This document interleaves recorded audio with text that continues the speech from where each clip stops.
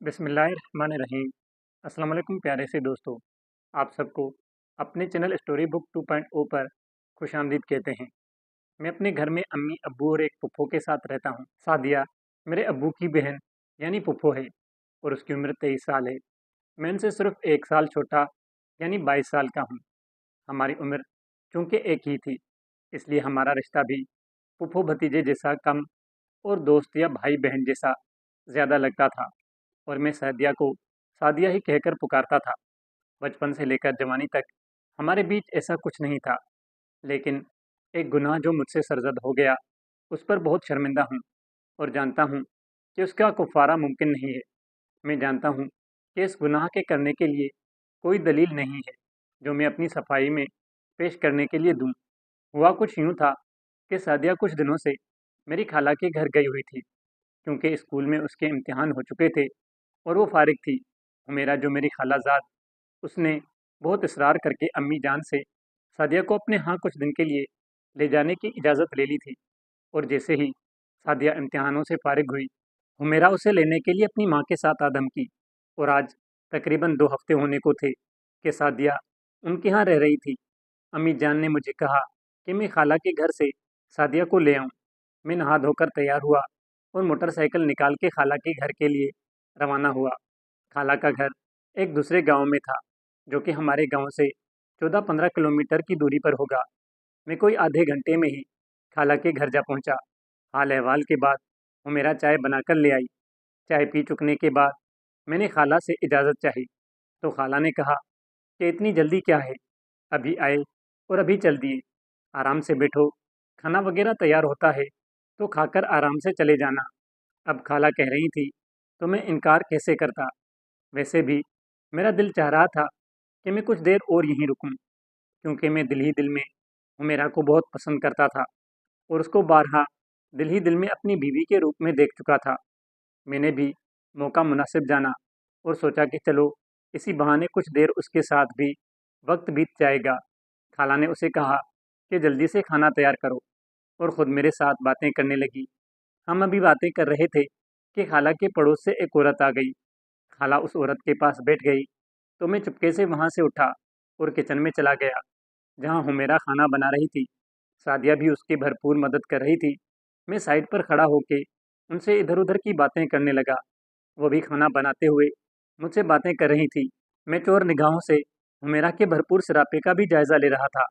वो यकीनन कुदरत का शाहकार थी। वो भी हम दोनों की ही हम उम्र की थी। गोरे रंग के ऊपर खूबसूरत लिबास मुझ पर बिजलियाँ गिरा रहा था। उसकी हर हर अदा पर मेरी जान निकल रही थी। मैं बातें तो उसके साथ कर रहा था, लेकिन दिमाग से मैं किसी और ही दुनिया में था। वो दोनों खाना बनाने में मसरूफ़ थी, जबकि मैं हुमैरा के शहर में गिरफ्तार था। मैं बार-बार बहाने-बहाने से उसे टकराने की कोशिश कर रहा था।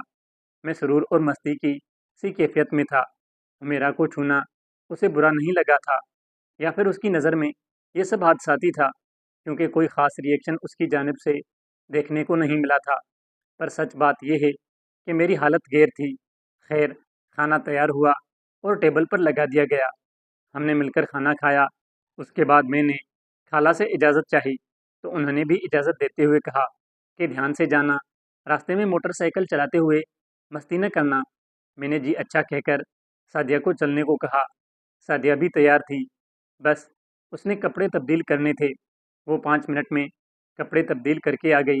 हम घर के लिए निकले तो शाम होने को थी, लेकिन फासला कोई बहुत ज़्यादा नहीं था, इसलिए कोई ज़्यादा फ़िक्र भी न थी। सादिया हल्के पीले रंग की कमीज़, जबकि सफ़ेद शलवार और दुपट्टे में क़यामत लग रही थी। हम अभी कोई 8-9 किलोमीटर ही आए होंगे कि खड़ाक की एक सख्त आवाज़ के साथ मोटरसाइकिल की चेन टूट गई। मैंने अपने तौर पर उसे मरम्मत करने की कोशिश की, लेकिन कामयाबी न हो सकी। आसपास किसी मैकेनिक का होना भी मुमकिन नहीं था, क्योंकि ये चंद देहातों को मिलाने वाली एक छोटी-सी रोड थी और मैं अगले तमाम रास्ते तक उसे धकेल कर भी नहीं ले जा सकता था। मैंने देखा कि कोई 500-600 गज़ दूर एक घर था। मैंने फैसला किया कि मोटरसाइकिल उस घर में खड़ी करके बाकी तमाम फासला पैदल तय करते हैं और मोटरसाइकिल को धकेलकर उस घर तक ले गया। घर के मकीन अच्छे थे।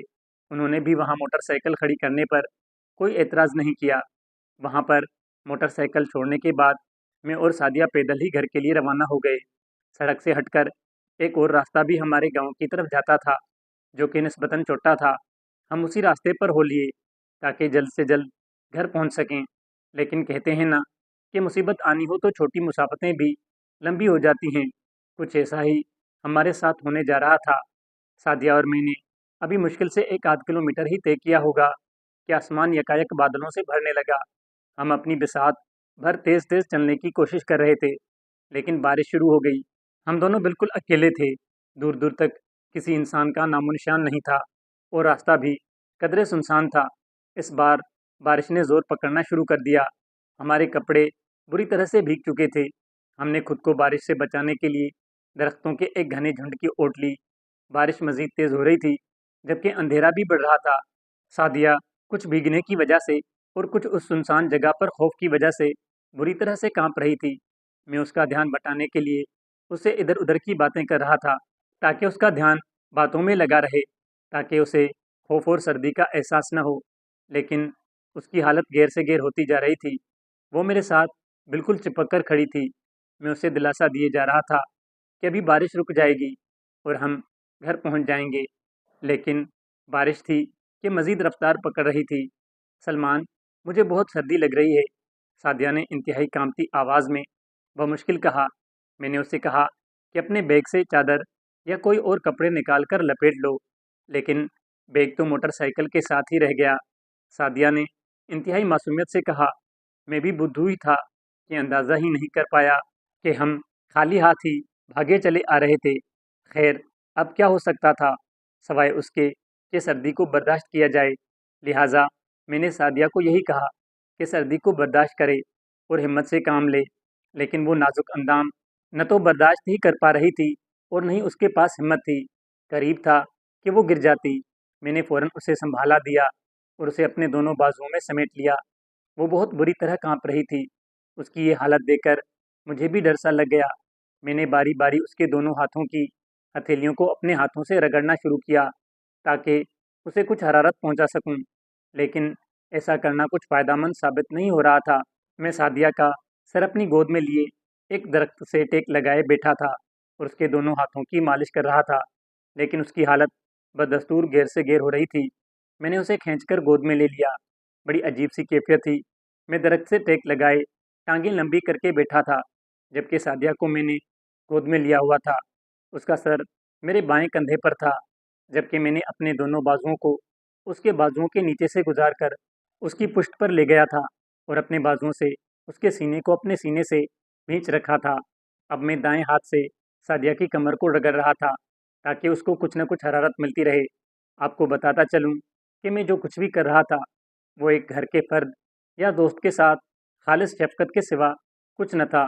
सादिया की कँपकँपाहट किसी तौर कम नहीं हो रही थी। सर्दी के मारे उसकी हालत बुरी थी। मैं अपने दाएं हाथ की हथेली उसकी कमर पर रगड़ रहा था, उसको हरारत देने की कोशिश कर रहा था। अचानक सादिया की कमीज़ कुछ दरहम-भरहम हुई और मेरा हाथ उसकी बिरहना कमर पर चला गया। मुझे उसका वजूद बहुत ठंडा लगा। मैं उधर ही हाथ फेरने लगा। मुझे कुछ अजीब-सा लगा। वो कैफ़ियत क्या थी, मेरे लिए उसका इज़हार इतना आसान नहीं है। सादिया तकरीबन नीम बेहोशी की सी हालत में थी और आंखें बंद किए मेरे साथ चिपक के लगी हुई थी। उसकी नंगी कमर पर हाथ फेरने पर उसने मेरी तरफ आँख खोल के देखा और फिर आँख को बंद कर लिया। थोड़ी ही देर बाद मुझे लगा कि सादिया का जिस्म अभी भी ठंडा है, लेकिन पहले जैसा नहीं। तो मैंने उसे उठाकर पूरी तरह अपनी गोद में इस तरह लिया कि उसकी दोनों टांगें मेरी कमर के दोनों अतराफ में थी। उसका मुंह मेरी तरफ था और हम दोनों के सीने जुड़े हुए थे, जबकि मेरे दोनों हाथ अब उसकी कमर पर थे। मैं दोनों हाथ ऊपर से नीचे तक उसकी कमर पर फेरने लगा। यही वो लम्हा था, शायद जब एक दोस्त की शफ़क़त एक मर्द की चाहत में तब्दील हो रही थी, और उसी कमज़ोर लम्हे में मैं बिखरने लगा। मैंने धीरे-धीरे अपने होंठों को सादिया के कान की लो के बिल्कुल नीचे उसकी गर्दन पर लगा दिया। उसकी आँखें भी खुल गई और उसके मुँह से बस इतना ही निकला, सलमान, ये क्या कर रहे हो? लेकिन ये वो वक़्त था, शायद जहाँ से पीछे नहीं जाया जा सकता था। मैंने भी गोया कुछ नहीं सुना था। न मेरे हाथ रुके, न होंठों ने अपना काम रोका। सादिया अब होश में आ चुकी थी और खुद को छुड़ाने की कोशिश भी कर रही थी, लेकिन ये अब उसके लिए शायद मुमकिन नहीं था। सलमान, मत करो ऐसा, होश करो, रुको वगैरह के बहुत से जुमले मेरे कानों से टकरा रहे थे, लेकिन मैं सब अनसुनी करते हुए अपने काम में लगा रहा। सादिया के बदन को हरारत देते-देते मेरे अपने अंदर अलाव भड़क उठा था। मुझे ये भी एहसास हुआ कि सादिया का वजूद भी अब पहले सा ठंडा नहीं, बल्कि उसका पूरा वजूद भी गर्म था। मुझे अब ये भी लग रहा था कि सादिया अब खुद को छुड़ाने की भी कोशिश नहीं कर रही थी। मैं जैसे गूंगा बहरा हो गया था, उसकी किसी बात पर कोई ध्यान नहीं दे रहा था और फिर हम वो कर गुजरे जो शायद गलत था।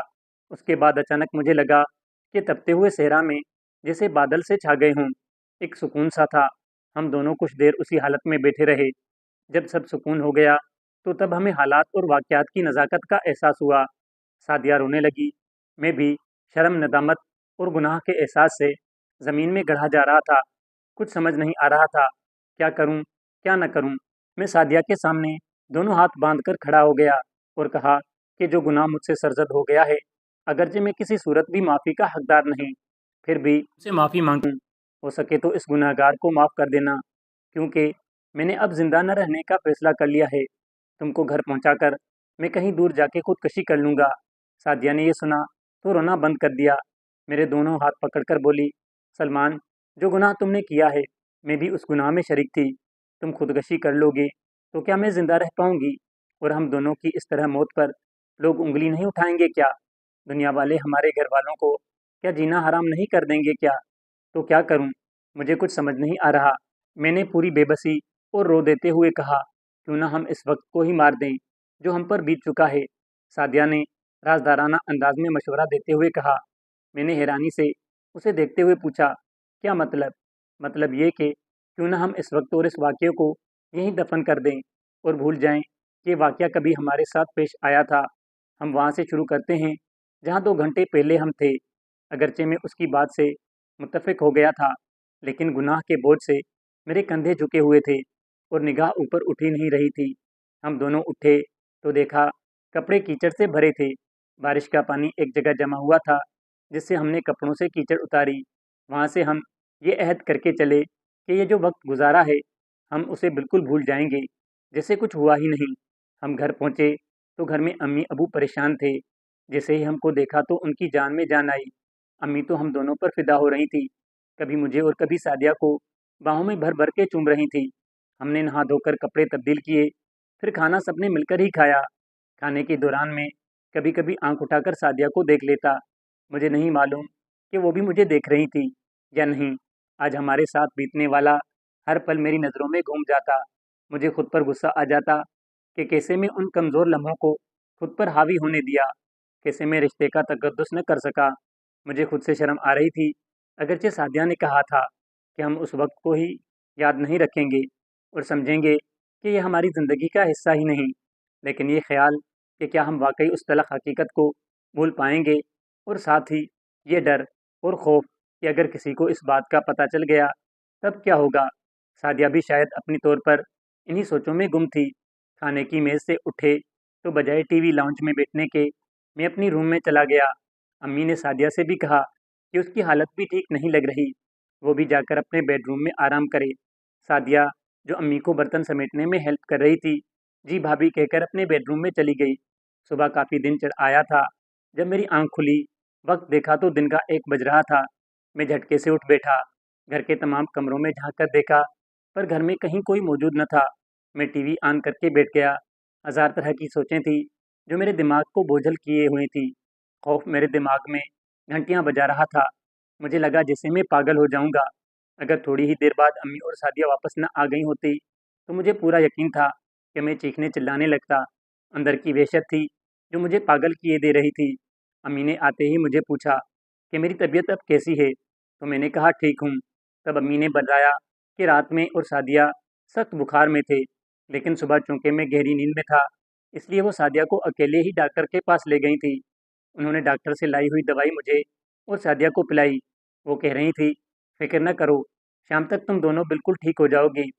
कल बारिश में भीगते रहे हो ना, इसलिए बुखार हो गया है।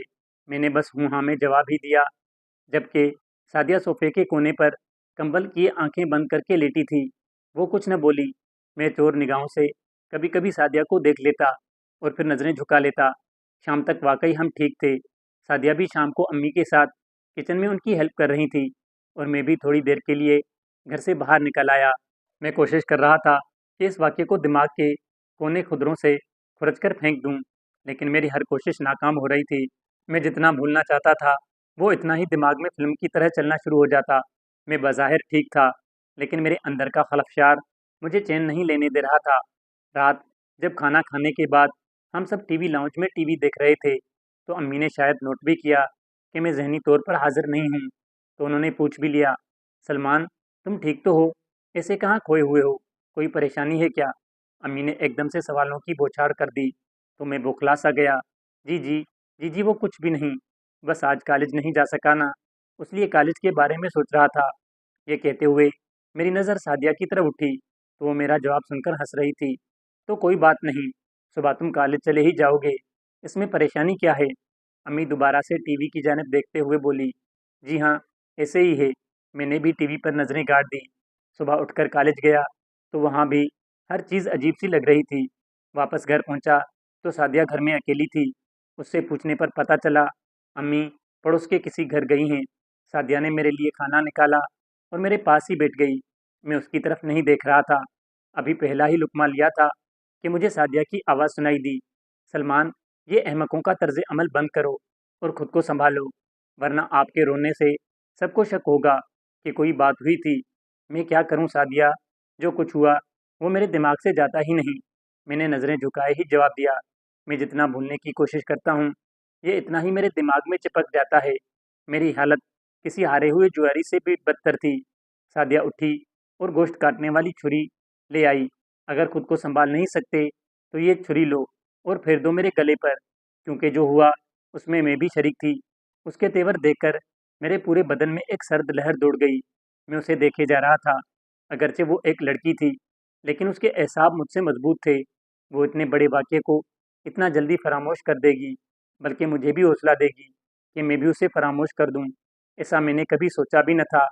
सादिया, अगर किसी को इल्म हो गया तो मैं इस ज़िल्लत का सोच-सोच कर पागल हो रहा हूँ। भी अल्फाज मेरे मुँह में ही थे कि सादिया बोल पड़ी, किसी को कैसे इल्म होगा? इस बात को तुम जानते हो या मैं? क्या तुम बताओगे? क्योंकि मैं तो किसी को बताने वाली नहीं। सादिया मेरे चेहरे पर नज़रें जमाए हुए बोले जा रही थी और मैं सुन रहा था। उसकी बातें मुझे हौसला दे रही थी। सादिया ने एक बार फिर मुझसे वादा लिया कि मैं इस वाक़ये को भूल जाऊँगा और अपने किसी अमल या बात से कभी उसे ज़ाहिर नहीं होने दूँगा। कुछ दिन करबो अज़ियत के गुज़रे, लेकिन फिर आहिस्ता-आहिस्ता हालात मामूल पर आने लगे। मैं ये तो नहीं कहता कि मैं इस वाक़ये को बिल्कुल भूल गया था, मगर ये ज़रूर था कि मैं पहले जैसी नॉर्मल ज़िंदगी की तरफ लौट आया था। हर चीज़ पहले जैसी थी, लेकिन कभी-कभी ये एहसास होता कि कुछ न कुछ ज़रूर बदला हुआ है।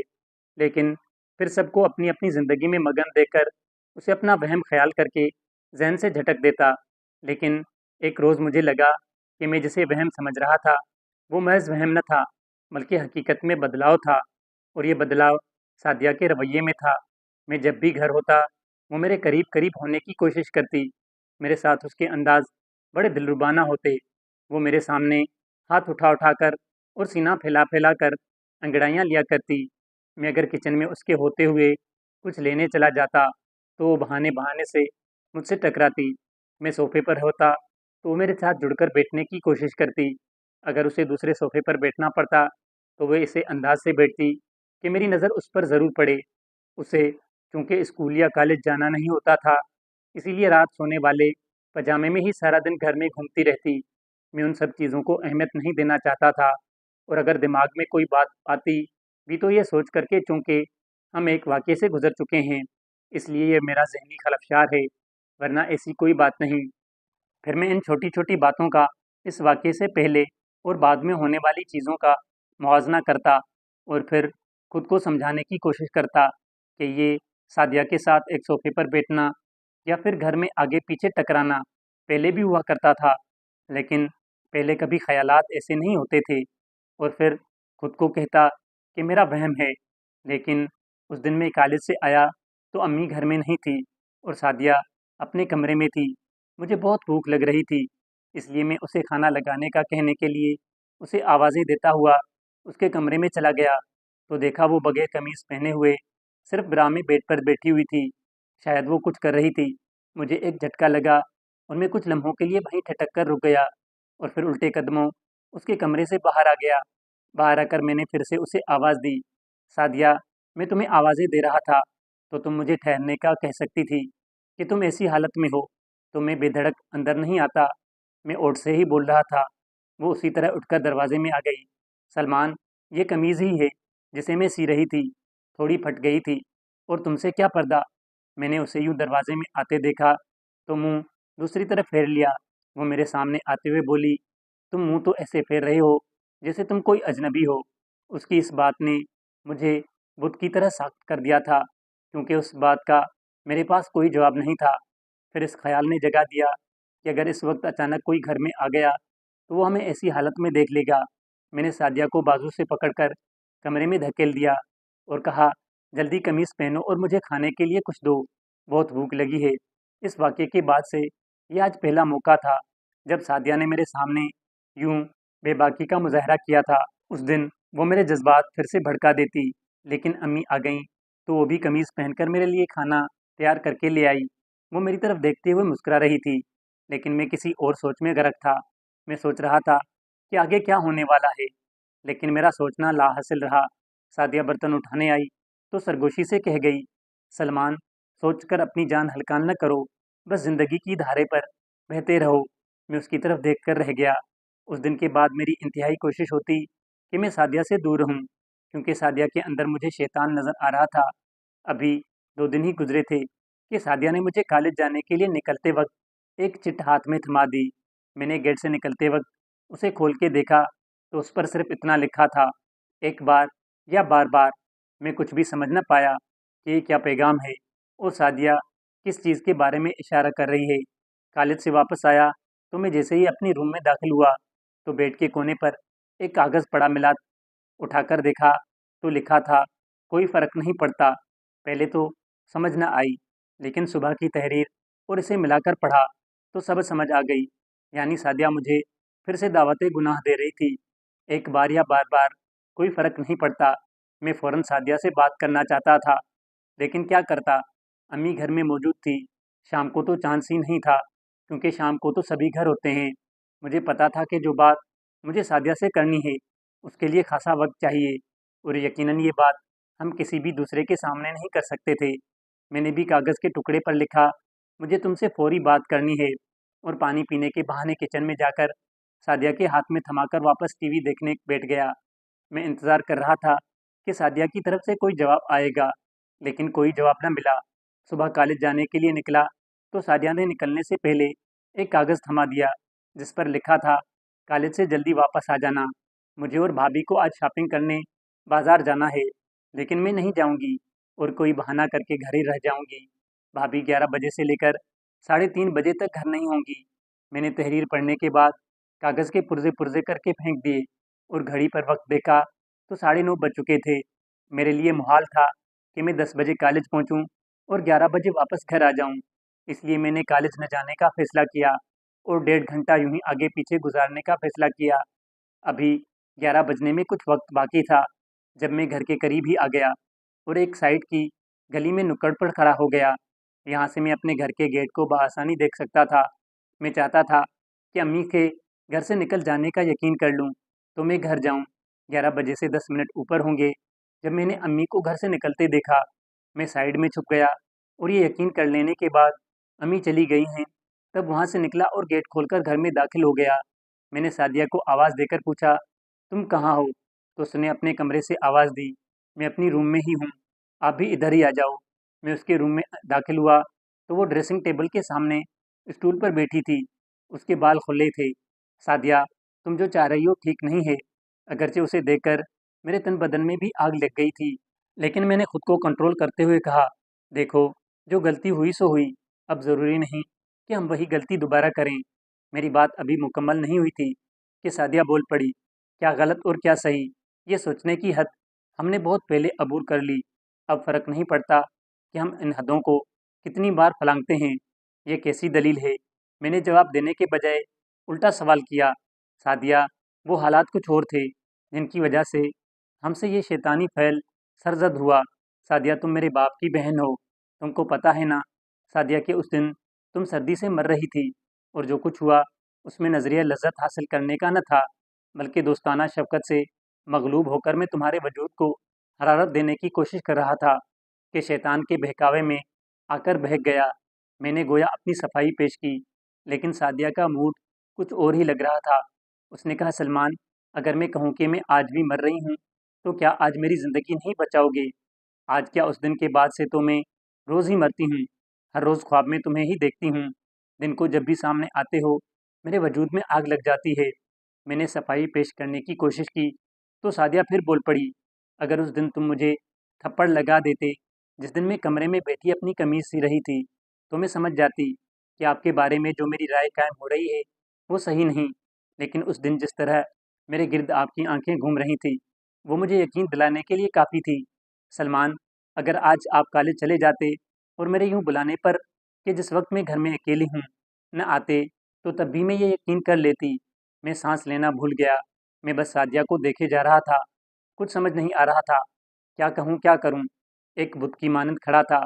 जो गलती और गुनाह मुझसे सरजद हो गया था, मैं उसे फिर से दोहराना नहीं चाहता था। वो खुद मुझे इस गुनाह की तरफ तरगीब दे रही थी।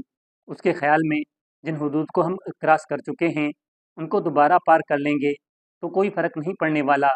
उसके कहे अल्फाज मेरे कानों में गूंज रहे थे। एक बार या बार-बार कोई फ़र्क नहीं पड़ता। मैं तज़ब्ज़ुब की कैफ़ियत में था, जबकि वो मेरी आँखों में आँखें डाले खड़ी थी।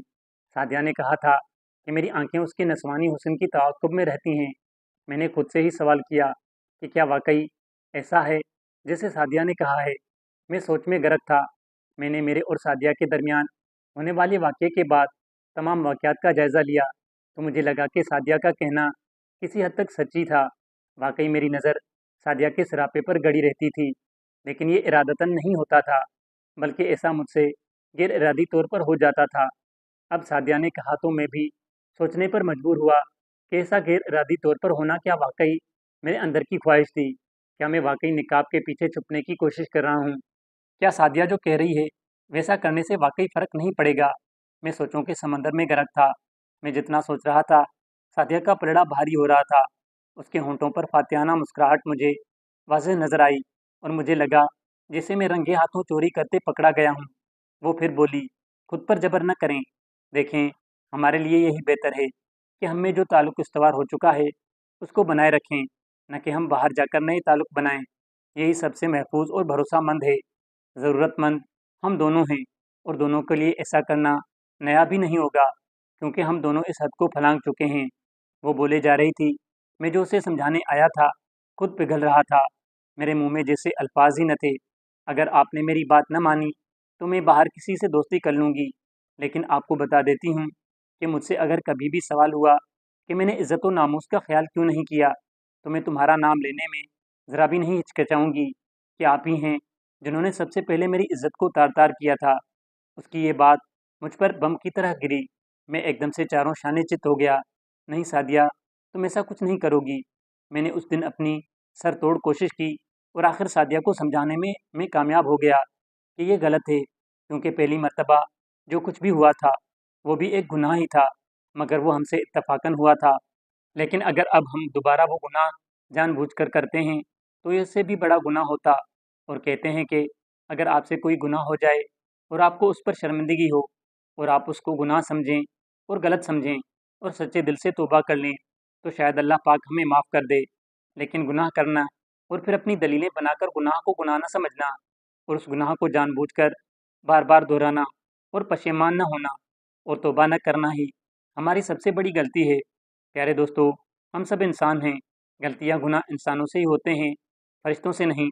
लेकिन कोशिश करें कि किसी गुनाह को जानबूझकर न करें, बार-बार न दोहराएँ, कम से कम गुनाह को गुनाह समझें और झूठी दलीलें बनाकर ये न कहें कि सब चलता है, आजकल तो सभी कर रहे हैं। प्यारे दोस्तों, कहानी को मुकम्मल सुनने के लिए शुक्रिया। अल्लाह निगहबान।